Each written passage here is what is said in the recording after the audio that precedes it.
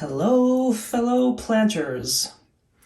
So I'm going to go ahead and prepare these two pots to plant these two rescue plants, or plants which I bought from the clearance section at Lowe's. This one here is a variegated Portulacaria afra, or also known as Portulacaria afra variegata, which is basically a rainbow elephant bush. And this here is a Zanzibar aloe, or Aloe zanzibarica. And what I like about the one I got is there's a little pup coming out, or little plantlets. So I'm going to see if I can separate it when I do transplant. Now, I bought these two. They're a new product they carry at Michael's. Excuse me. And they're pretty cheap, $4. And here's another one. They come in different shape, a couple different shapes and color schemes. Even these come in a couple colors, and those you get like a blacker color as well. Well, the thing is, when I transplanted another plant, I really liked the way this looked in this pot, so I bought another one of them just for this plant because it looks really nice with that color scheme. I'm sure you guys agree. If you don't, what are you doing watching my channel? We don't agree on things.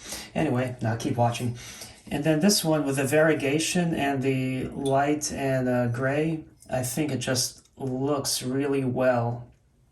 Now, because these plants were on clearance, you can see how these tips are broken off, and some of these pieces are like falling off, but hopefully I can, when I transplant it, hopefully it will be happy there and start to blossom. I don't know if these flowers are not by me blossom by grow, not by create a bloom.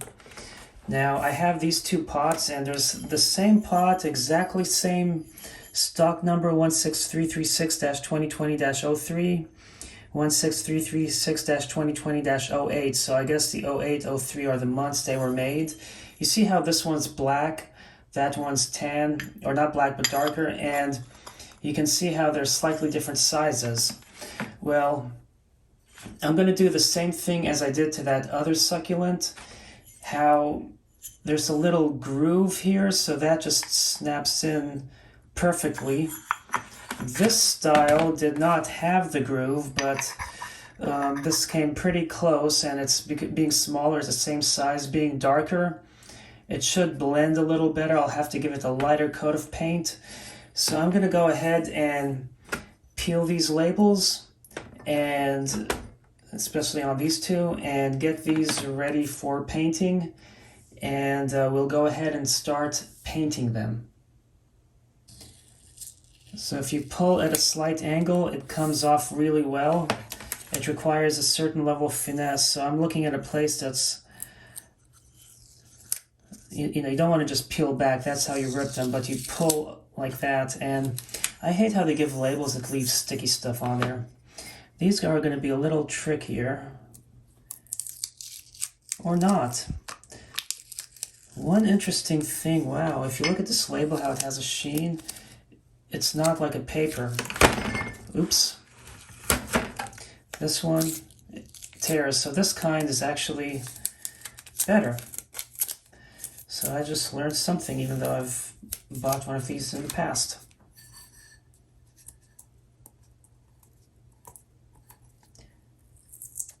Oh, this one's, no, it's still the same. Well, I'm going to leave that debris in there. That's part of the manufacturing versus a full-blown hole, because I don't like drainage holes anyway. Okay, on to the painting. So I'm in the garage. I have an old can of paint. I have the two trays, and I'm going to use some perlite. I didn't get enough. I'll have to fill this up a little more, but this I went ahead and got some already for after I assemble the bases on. So I'm going to go ahead and pop this open.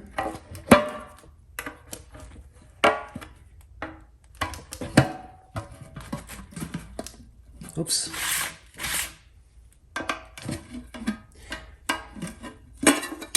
And you can see how the paint is like old and decrepit, but it doesn't matter for this job because you saw how rustic those two urn-style planters looked. And the Ziploc bag, a great way to store a foam brush. And I like to use the foam brushes because I can just throw them away and don't have to worry about sitting under a sink forever trying to get them clean. But I'm gonna, even though the bottom, because the inside of the saucer is gonna be the bottom of it, even though it's not seen, I still like to paint it. I'm a little persnickety about that. People are like, oh, nobody sees it, what does it matter? Well, when you have that mentality, you're not someone I'd want to hire if I ever had my business. But you see how this one I'm just doing a thinner coat because I didn't re-dip it in there. And it's going to be a little darker, and because that one's gray, it's not going to really match, but it's still going to be better than if I leave it to the brown terracotta look. And basically, I'm going to, now that I have this, I can let it dry momentarily, and then I'll paint the other side. And while I do that, I'm going to go ahead and add a little more perlite to this thing because I forgot that I was doing 2 pots when I grabbed it. Okay, so I added more perlite, so now I have enough to cover both pots. This one, the rim still has a little wetness to it. This one, blow a little on it. It's almost dry. It's sufficiently dry, so now I can just flip this over, pop this back open, and paint the other side of it.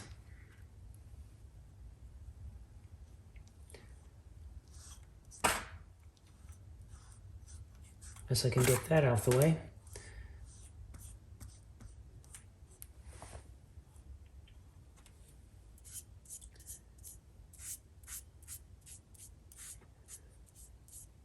This one I can apply the paint thicker because of the color scheme, as opposed to the other one. But you see how I painted that, and now there's a little, you can see the demarcation, so that's something you have to be careful of. Unless you're giving it as a gift for someone and you don't care. I'm just kidding.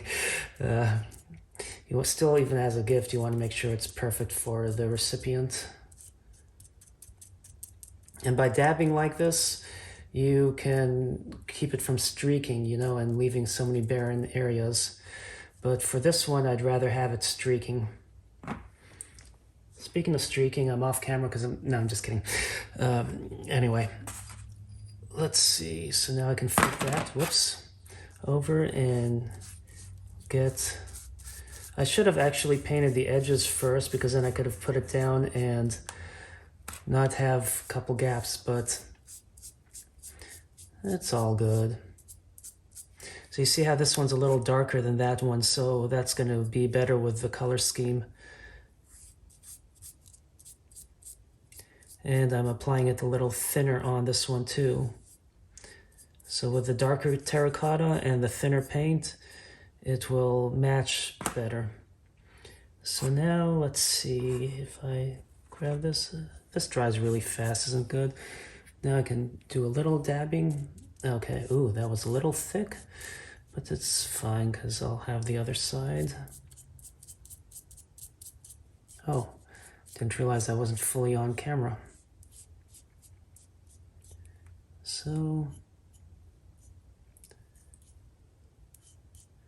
So here we have it. You don't want it perfectly white, just to give it a little bit of ambiance that's more mimicking the ambiance of the planter. It's a little thick. That's fine. You know, it's not fully covering and will be okay. Stay. Oops. That's why you have a rag handy. Okay, there we go. Now I just need to make sure I get it along the edge because of my fingers. Okay, I think I got it adequately. Just get that there. Okay, we're good. So now I can tear down shop over here and give this a moment to dry. And we'll go on to the next step.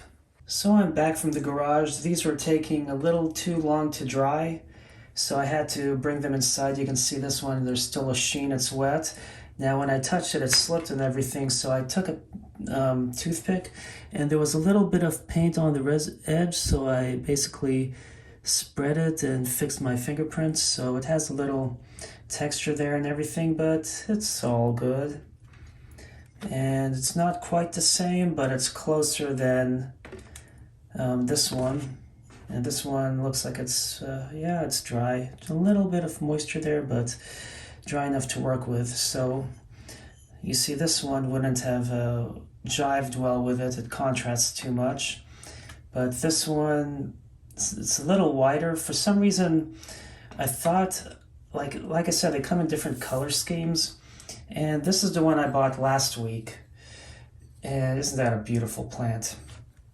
So you see this one's a little yellower, but it was the lighter one. There was one that was a slightly darker color. And there were two of these last week. I should have bought it. I didn't realize it was going to be this, a different shade. So I think Michaels needs to adjust your quality control because all the terracottas, different shades, different sizes for the same thing. These as well. It's just weird. Anyway. Now what I'm going to do is move these over for a moment while I let that dry a little longer. And I have these pieces that I mustered up. And these are pieces from when I cut and made like a little tiny 2-inch square pot hydroponics setup. And as you can see, this will fit in there. But when I fit it in there, because this isn't perfectly flat, it curves. So I'm actually going to make it a little bigger. So I'm going to put this piece here and then actually on the edge and go in a circular fashion, because I learned that that actually does better than if I just put a square in there, because the base isn't perfectly round. And the reason why it does better is because it just wedges itself in there. And there's a reason why I want it a little tighter. So now, whoa, wrong piece.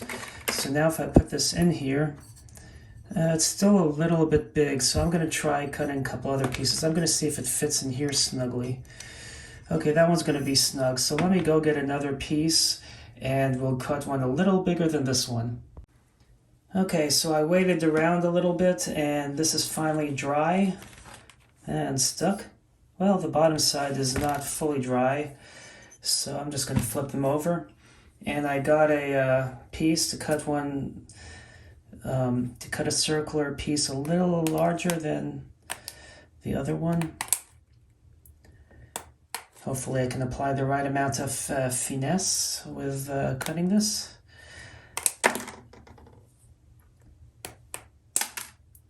Oopsie.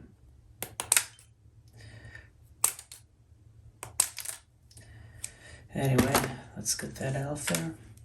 So we have this bigger piece that might be a little too big for that. Yeah, it's a little too big, isn't it? Now I need to figure out how I can remove this. Oh, that wasn't too bad, was it?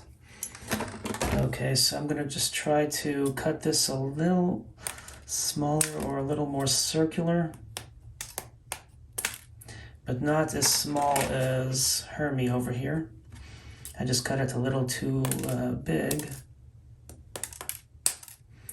And it's not going to be a perfect circle because, you know, these pieces are, what's the word? Gritty. Okay, so that went in, it covered most of the bottom. And this one here goes in and hopefully, okay. Yeah, this one actually went in nice and snug, much better than that. But that, because it takes up the whole thing, almost the whole thing, versus if it was a square, it's so much better. So now what I'm going to do is take these. I'm not going to worry about that in there because it will eventually dry. And I'm not a big fan of Gorilla Glue, but what they have seems to foam. So I'm going to, oh good, I got it open. I was worried that it was Gorilla Glued shut. Anyway, this is a foaming type of Gorilla Glue. So it expands as it foams, so you don't want too much. But what you do is, I'm going to just put it around the edge. And this paint is actually a little wet. Ooh, we don't want that, do we? Let me clean it. This paint is a little wet, and the directions say to use a moist surface. So that's a good thing because the paint hasn't fully dried. You know, it probably needs to dry overnight. This is fine. I'm just getting around the edge. And, you know, as it foams, it will improve. You don't want it all the way up the edge because you don't want it to expand as it foams. Okay, and while I have this thing open, I'm just going to go ahead and get glue on the other one as well. So you just want to put a coat along the edge. And, oops.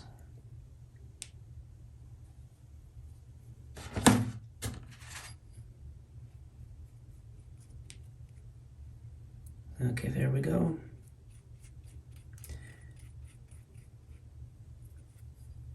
You know, this one doesn't have a groove, you know, that pot to go underneath. So that's something to consider. I can go a little bit up higher, I reckon. But as it expands, it will get in contact and do its job. Now, you know, when I do this, it's not going to have a drainage hole, but it doesn't mean that water is not going to be prevented from seeping out. That's, you know, because I'm planting succulents, I'm not too worried about that because they don't get watered much. Even the one I showed you a moment ago, oops, this one, I've watered twice since and it's still pretty dry. So it's all, it's good. So now I'm going to close this, get that out of the way, and then, okay, wet my fingers. So I'm just going to put a little moisture on the rim because it does want a moist surface. I don't know why, but it does. So now I can dry my hands. I can take this and press it down. And I'm going to actually put it upside down for a moment. And the same thing with this one. Take it, press it. You can see that it's not fully in contact. So what I can do is take the toothpick and get it close to the rim. I don't want to get it all the way to the rim because as it foams, then it's going to be exposed. As it foams, it's going to be exposed. I just want it to the edge so then as it foams, it contacts the upper one. And this kind, you know, as I mentioned a couple times already, it foams as it dries. Okay, there we go. So now, that seems better. You know, it's not going to be a perfect tight seal, but at least there's a little bit of a groove under there. This one I'm going to keep vertical. It's still too light in color compared to this gray, but I'm not too worried because I can always touch it up with a different, you know, if I ever get a darker paint or something. And I did have some green paint I could have mixed a little bit and it would have been closer, but I can always do that later, you know. It's just you want to see what happens. You don't want to go all out when you may not need to. Anyway, now while this is drying, and you can see where the glue is in contact, I'm actually going to get a little bit more glue up a little. It's starting to foam, starting to dry, so hopefully it will dry sooner now. But by getting it along the edge of the rim, like that, it's going to come in contact more with the thing and before it fully foams. You know, it started foaming a little bit, whoops. So I can take this, I can turn it a little bit to increase contact. Oops.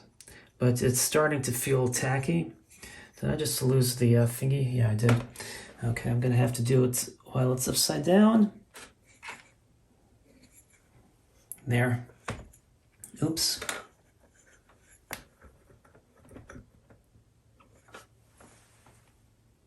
Okay, there we go.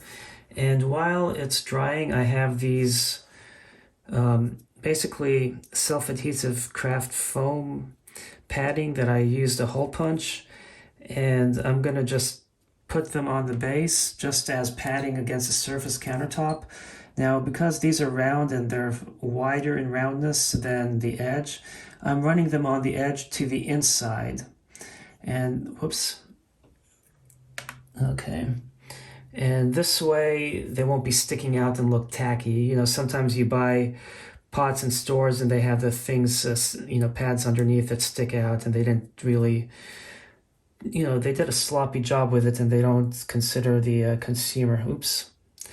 You know, another thing is my hand's a little sticky from where I got some of the Gorilla Glue on it. Like how I said, Gorilla versus Gorilla. Now I'm gonna put 6 tabs versus 4 because this way you have less of a chance of the edge coming in contact with the surf countertop. So I could also do 8, but that would be overkill for a pot this small. So what I did was I put 2 across, then I'm gonna put 2 across about a third the way up, and then another 2. If I can get this loose. Okay, then another third. There. And I can always curve this inward if I want to. Okay, it's finally getting stuck to the other piece.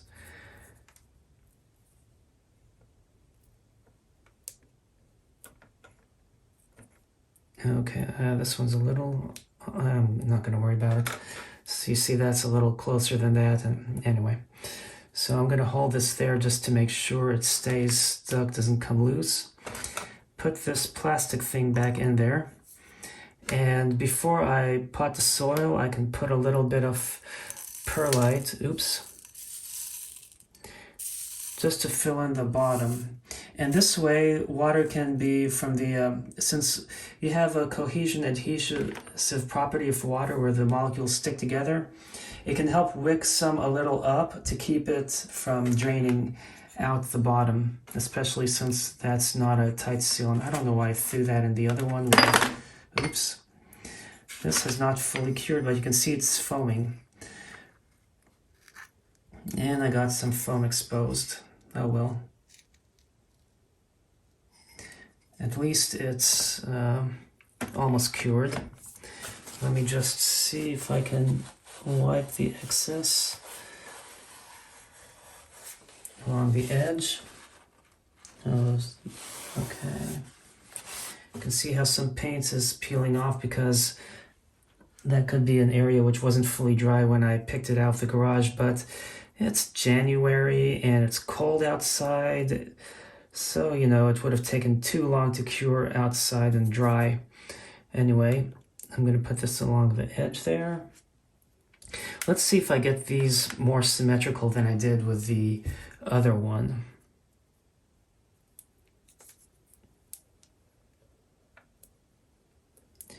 That should have been here, but I'm not going to peel it off. Okay.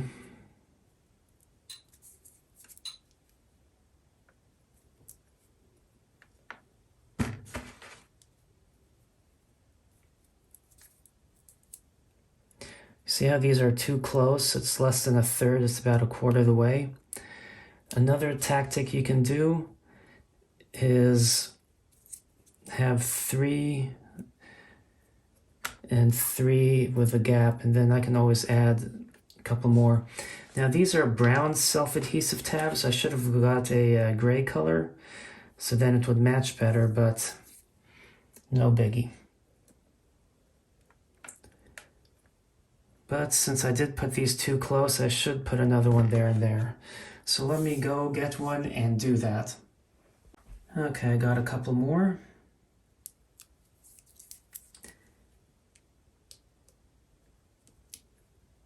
See how that one was like, anyway, it still works. If you ever want to make these to sell them along with your little plant business, if you start one, you know, you can always use the imperfect ones for your own plants and the ones that punched perfectly for the ones you can sell or whatever. So now this is stuck. You can see where the foam is, oops. You can see where the foam's exposed, but that's fine. Now I'm going to stand this up, take the perlite, dump the rest on the other side. Okay, and I can actually, I have too much in there. Just try to, even though this one's a little wider and curves up. Let me do a little cleaning here before I start soiling these. So here I have my succulent mix, which is basically dried potting soil. You know, it comes moist in the bag. You can dry it out, add 50% perlite to it, and then shake it up. Put the lid on and shake it up. And I'm going to put this in here. You can see how with the pot it sits there, but then the pot's wider than that. So I'm going to put a little soil in there. And I am using a spoon this time. Are you guys impressed? You know, some of the soil is recycled from other stuff, dry waste, and some people are worried about disease and stuff. I'm like, what about when the plant is out in the wild? Okay, that was a little scary. I'm going to shake off the excess there.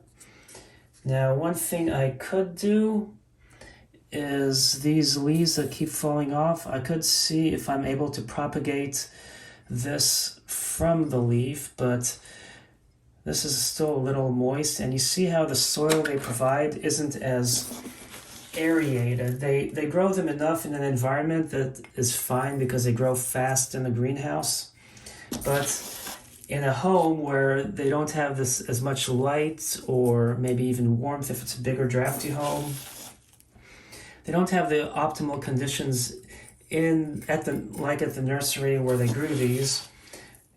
It is better for them to have a drier environment because you don't want them to root rot or something. So, you know, they grow faster in nurseries, so the wetter soil would be okay there, I guess, in the conditions they grew them in. But when you plant them at home, you have to be careful because that soil is more absorbent. And I'm not going to bother taking it apart and exposing all the roots and putting it in fresh soil, because of the nature of this pot, that if I overwater it could pour out and make a mess because of the way I did the base. You know, and being a succulent, you just water very sparingly, it should be fine. So I'm not too worried about that. But one thing I am doing is, you know, soil, even though this is airy and less likely compact, I hate when people pot things and then it compacts and then it looks like, you know, it's half full of soil and it's like it starts to sag and, well, sag inwards, you know, versus being, I don't like that piece there. You know, you want the perlite to show it's very aerated. Okay, there we go. I'm just pressing a little bit in, which, you know, it's just going to compact the thing, but the other soil. But yes, you know, don't hesitate to overfill soil in a pot.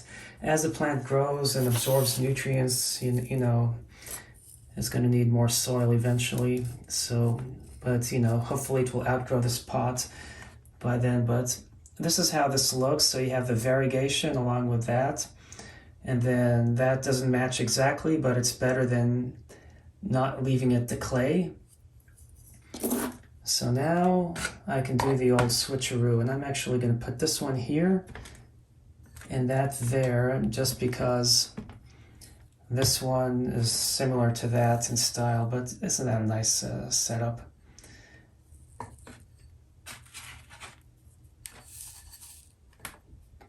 So now I put this in, and you see it's a little low and spiky, ouch.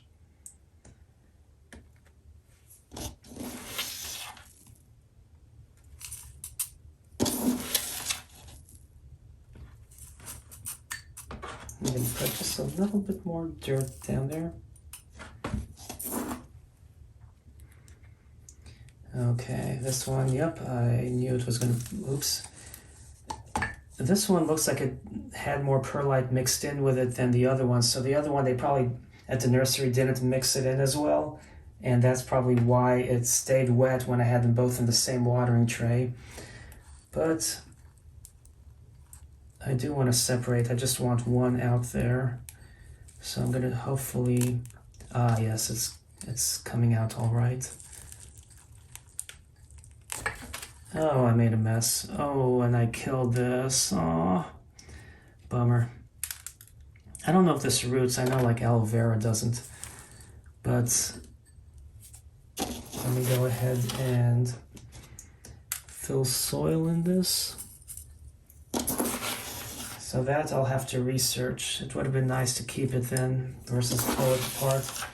I thought I was getting roots with it, but I was wrong. I should have, in this case, taken out all the soil to expose it and then know where to cut from.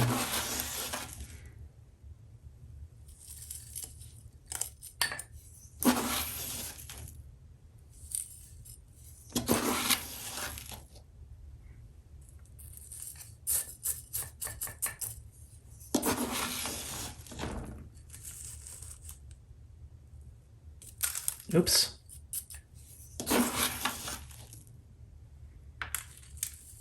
I have some dirt that's spilled on the countertop. Yeah. This plant I was so excited about is giving me a hard time, isn't it?